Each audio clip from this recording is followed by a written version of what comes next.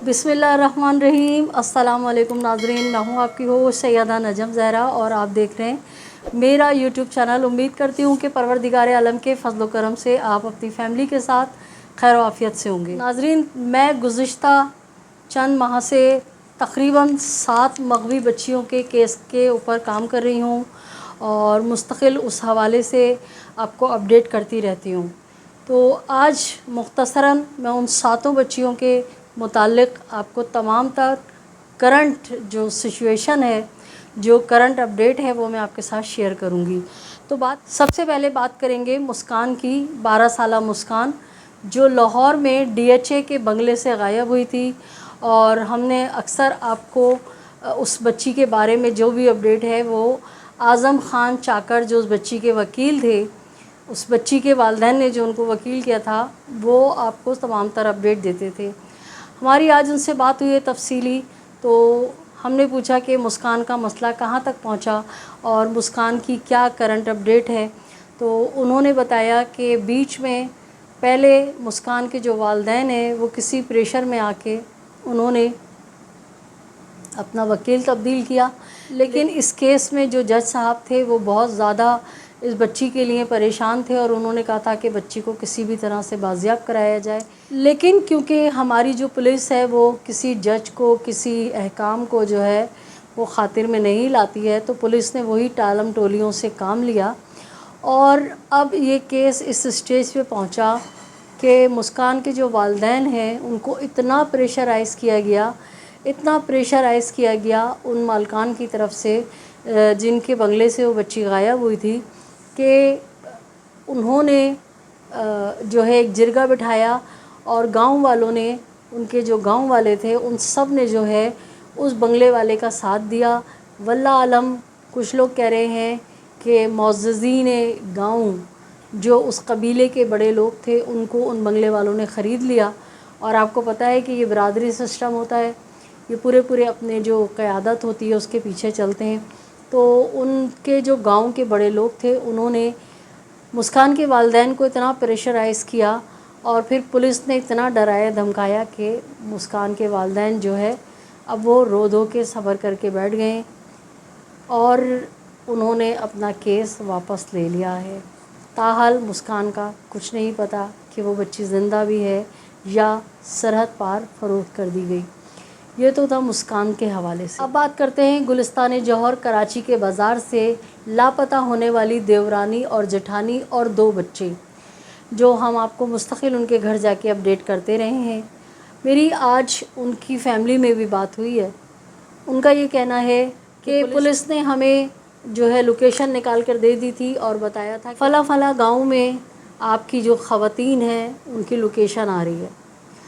तो उनका कहना ये है कि जब हमने मालूमात की तो हमें पता लगा कि ये हमारे गांव के बराबर वाले गांव के लड़के हैं। तो हम लोग फ़ौरी तौर पे उनके गांव गए और अपनी जो पंचायत होती है, अपने जो बड़े होते हैं उनको लेकर गए। तो उनके जो गांव वाले हैं उन्होंने कहा कि आप हमें 2 दिन दें, हम आपकी ख़वातीन को बाजियाब करा के आपके हवाले कर देंगे। जिनसे मेरी बात हुई उन्होंने यही बताया कि हम वहाँ 2 दिन रुके और उन्होंने जो है हमारी ख़वातीन को तो हमारे हवाले किया, लेकिन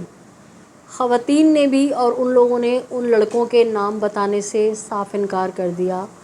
कि हम नाम नहीं बता सकते। हमारी घर की ख़वातीन तो ऐसा लग रहा है कि जैसे डरी हुई हैं या खौफज़दा हैं, इस वजह से नाम नहीं बता रही। लेकिन अभी तक ना पुलिस हमारे साथ गई है और ना ही पुलिस ने अब तक उन लोगों का सुराग लगाया है जिन्होंने हमारी ख़वातीन को अगवा किया था बाज़ार से।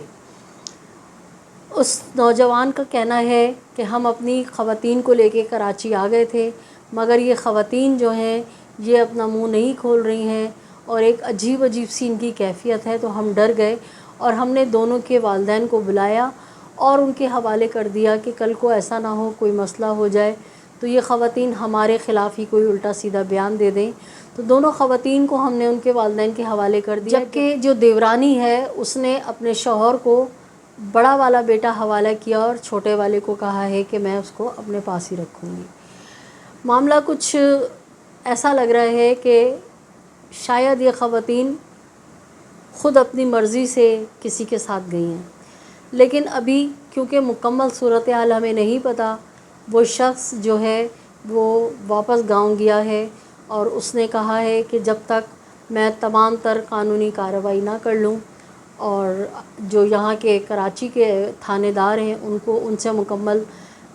معلومات نہ کر لوں اور ان لوگوں تک نہ پہنچ جاؤں، تب تک میں آپ کے ساتھ میڈیا پہ نہیں آ سکتا۔ لیکن آپ کو بتانا مقصد یہ تھا کہ یہ 2 خواتین بھی بازیاب ہو گئی۔ اب بات کریں گے ڈی ایچ اے کراچی کے بنگلے سے رکشہ ڈرائیور کی بیٹی ارم جو غائب ہوئی تھی، اس حوالے سے کہ ارم کے والد سے میری آج بات ہوئی تھی اور میں مستقل ان سے رابطے میں ہوں۔ ان کا کہنا ہے کہ جب سے آپ نے میرے گھر آ کے اور پریس کلب پہ میری بچی کے لیے آواز اٹھائی، یہ آواز میڈیا میں آپ نے اٹھائی، تو نہ جانے کس طرح سے پولیس والوں کو اس کی اطلاع ہو گئی۔ تو جب اطلاع ہوئی تو ڈی ایس پی صاحب نے مجھے بلایا اور کہا کہ اگر آپ میڈیا میں لے کے جائیں گے یہ کیس تو ہم آپ کی مدد نہیں کریں گے، اگر آپ چاہتے ہیں کہ آپ کی بچی بازیاب ہو جائے تو آپ کو میڈیا میں جانے کی ہم اجازت نہیں دیں گے۔ تو میں نے ان سے یہی کہا کہ ہمارا مقصد صرف اور صرف یہ ہے کہ آپ کی بچی بازیاب ہو جائے، آپ ہمیں انٹرویو دیں نہ دیں، آپ ہمارے ساتھ ویڈیو کالنگ پہ آئیں نہ آئیں، ہمیں اس سے کوئی سروکار نہیں۔ ہمارا مین مدعا جو ہے وہ یہ ہے کہ آپ کی بچی کسی طرح بازیاب ہو جائے۔ تو آج بھی میری ان سے تفصیلی بات ہوئی تو انہوں نے یہی کہا کہ ہمیں ایس ایچ او اور ڈی ایس پی نے کہا ہے کہ ہم چھاپے ماریں گے اور آپ کی بچی لازمی برآمد کرا کے دیں گے، لیکن آپ کو میڈیا پہ نہیں جانا ہے۔ تو ہم نے ان کو اس طرح سے امید دلا دی کہ آپ ہماری طرف سے بے فکر رہیے اور آپ قانون نافذ کرنے والے ادارے پولیس کے ساتھ تعاون کیجیے اور اپنی بچی کو تلاش کیجیے۔ اب چوتھے کیس کی طرف آتی ہوں۔ زہرش وہ کمسن بچی ہے جو 12 یا 13 سال کی ہے، اور آپ کو یاد ہوگا کہ ہم نے آپ کو بتایا تھا کہ ایک کرسچن خالو اپنی بڑی سالی سے آ کے کہتا ہے کہ آپ کی جو چھوٹی بہن ہے وہ کچھ ان حالوں سے ہے کہ کسی وقت بھی اس کی طبیعت خراب ہوگی اور اس کے ہاں ولادت ہوگی، تو میں آپ کی اس چھوٹی بیٹی کو اپنے گھر چھوٹے موٹے کام وغیرہ کی ہیلپ کے لیے لے جاؤں۔ تو بڑی سالی نے کہا کہ آپ اس کو لے جائیے، ابھی اس کے اسکول چل رہے ہیں تو ہم رات کو آ کے دونوں میاں بیوی اس کو لے جائیں گے۔ تو دوپہر 1 بجے یہ خالو جو ہے اس بچی کو لے کے غائب ہو جاتا ہے، اور جب رات کو والدین جاتے ہیں بہن کے گھر اور اس سے پوچھتے ہیں کہ آپ کے گھر زہرش نظر نہیں آ رہی، تو بہن یعنی چھوٹی خالہ جو ہے وہ حیرانگی کا شکار ہوتی ہے اور کہتی ہے کہ زہرش تو ہمارے گھر نہیں آئی۔ تو ماں باپ بڑے پریشان ہوتے ہیں۔ قصہ مختصر یہ کہ اس کی ہم نے آپ کو سٹی کورٹ سے باقاعدہ والدین سے ہی بات کر کے ہم نے آپ کو دکھایا تھا، ہم نے کئی مرتبہ ان کو آن لائن بھی لیا تھا۔ پھر ان کے وکیل ہیں حسان آفریدی صاحب، ایڈوکیٹ حسان آفریدی، وہ متواتر ہمارے ساتھ رابطے میں رہے، کئی ولاگز ہم نے ان کے ساتھ بنائے، ان کو آن لائن بہت ساری ہماری لائیو ٹیلی کاسٹ والی فرینڈز جو ہیں انہوں نے ان سے سوالات بھی کیے۔ تو آج میری حسان آفریدی سے تفصیلی بات ہوئی ہے اس کیس کے حوالے سے، تو انہوں نے مجھے بتایا کہ میڈم یہ کیس جو ہے یہ کیس بھی وائنڈ اپ ہو گیا بغیر کوئی نتیجے نکلے۔ تو میں نے کہا کہ کیا مطلب؟ تو انہوں نے کہا کہ پہلے تو مستقل 2 مہینے 3 مہینے جو ہے تاریخ پہ تاریخ تھی، جج صاحب نے آئی او کو یہ تک کہہ دیا تھا میں تمہاری نوکری پی جاؤں گا اور تم بچی کو بازیاب کرو، مگر ہماری پولیس آپ کو پتہ ہے کہ بہت طاقتور ہے، تو پولیس جو ہے اس بچی کو بازیاب نہ کرا سکی، نہ ہی عدالت میں پیش کیا، نہ بچی کا میڈیکل ہوا۔ تو مستقل میں حسان سے رابطے میں تھی تو حسان مجھے بتاتے تھے، اور میں خود بھی سٹی کورٹ گئی ہوں تو عموماً یا تو تاریخ پہ تاریخ ہو گئی یا پھر یہ کہ آئی او کو ڈانٹا گیا، یہ سب ہوتے ہوتے گزشتہ تقریباً 3 ماہ ہو گئے۔ اور پھر ایک دن حسان آفریدی سے زہرش کے والدین نے آ کے کہا کہ اب ہمارا یہ معاملہ جو ہے وہ ہماری کمیونٹی یعنی کرسچن برادری کی جو پنچایت ہوتی ہے، یا کیا کہنا چاہیے، کرسچن برادری کی جو پنچایت کمیٹی ہوتی ہے وہاں یہ مسئلہ حل ہوگا۔ تو آج میں نے کئی مرتبہ کوشش کی زہرش کے والد کو کال کرنے کی، تو میرا رابطہ نہیں ہو سکا۔ جیسے ہی میرا رابطہ ہوگا میں مزید معلومات آپ لوگوں کے ساتھ شیئر کروں گی۔ اب بات کرتے ہیں پانچواں کیس حبیبہ کا۔ حبیبہ کا کیس جہاں اتنا زیادہ وائرل ہوا کہ ایک دن یہ آیا کہ ہمیں ایک خبر سننے کو ملی کہ حبیبہ کے جو والد ہیں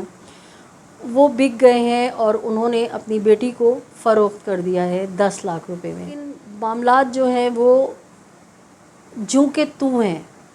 ابھی تک اس کیس میں کوئی نئی ڈیولپمنٹ نہیں ہے، کیونکہ حبیبہ کی اب تک میڈیکل رپورٹ نہیں آئی ہے، اور عدالتوں میں، کراچی کی عدالتوں میں مستقل بنیادوں پر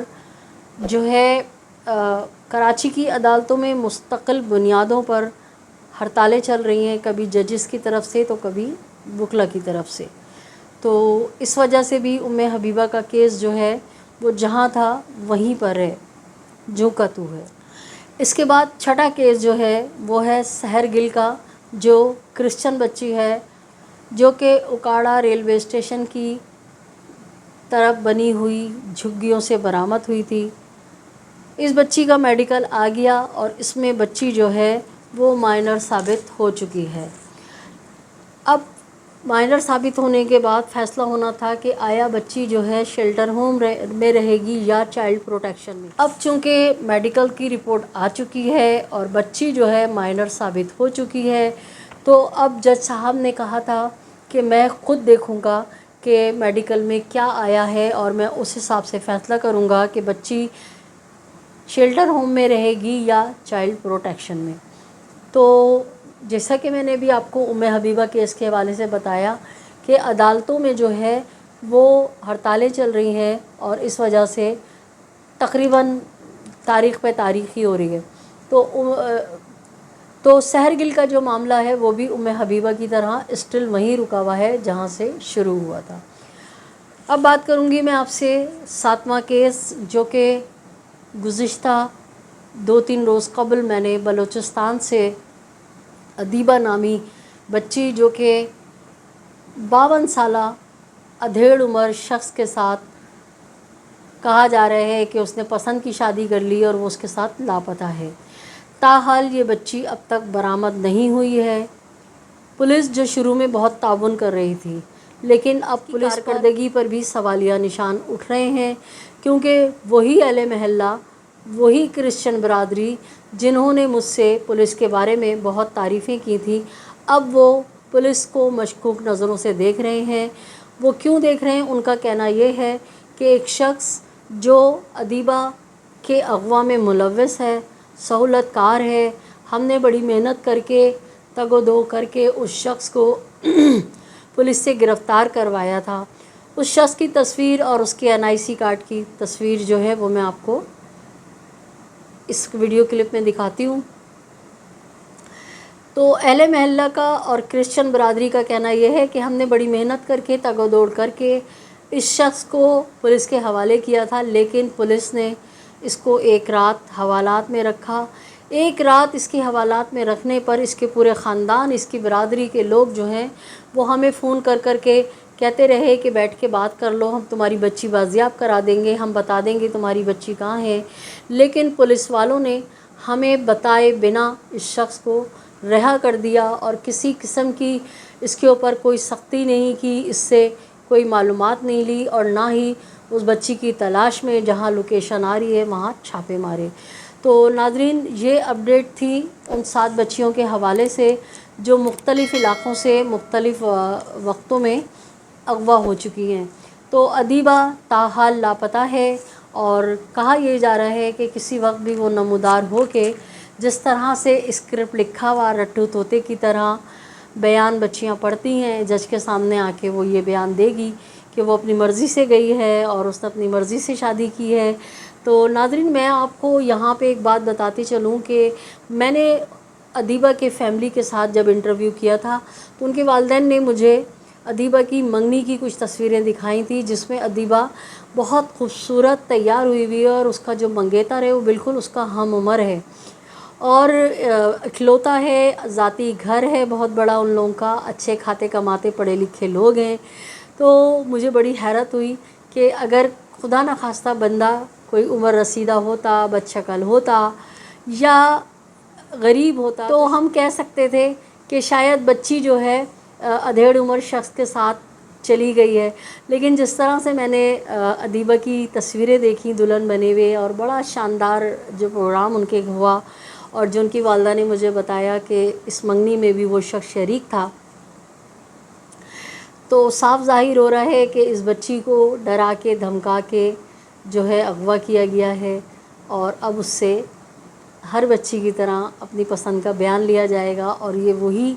سلسلہ ہے، وہی تانے بانے ہیں کہ بچیوں کو ورغلا کے گھر سے نکالو اور اس کے بعد اس کو آگے فروخت کر دو۔ تو ناظرین، امید کرتی ہوں تمام تر اپڈیٹ آپ نے سن لی ہوں گی۔ آپ لوگوں کے کافی مجھے کمنٹس آ رہے تھے، آپ لوگ کافی مجھ سے ان بچیوں کے بارے میں پوچھ رہے تھے، تو میں نے سوچا کہ میں ایک ہی ولاگ میں آپ کو سارا بتا دوں۔ امید کرتی ہوں کہ آپ میرے ساتھ اسی طرح جڑے رہیں گے۔ اپنے اطراف میں بسنے والوں کا خیال رکھیے گا۔ میرے چینل کو اگر آپ نے ابھی تک سبسکرائب نہیں کیا ہے تو میرے چینل کو سبسکرائب کیجئے، لائک کیجئے، کمنٹ کیجئے اور شیئر کیجئے۔ اللہ نگہبان، پاکستان زندہ باد۔